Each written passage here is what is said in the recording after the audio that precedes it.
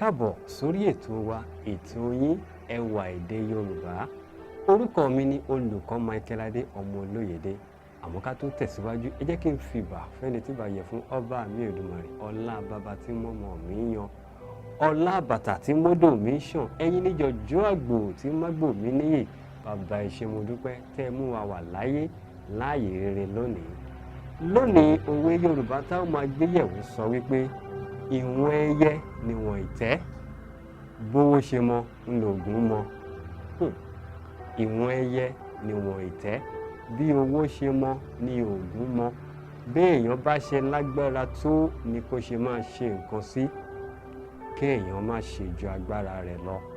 Bí ẹyẹ bá ṣe tó ni ìtẹ́ rẹ̀ yóò ṣe tó. Ẹyẹ kékeré ìtẹ́ kékeré, ẹyẹ ńlá ìtẹ́ ńlá.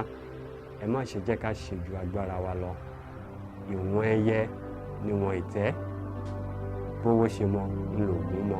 A ò ní rù jù báyìí lọ lónìí lórí ẹwà èdè Yorùbá. Títí a tún máa fi pàdé lọ́jọ́ mi ọjọ́ rẹ̀. Ó dàbọ̀.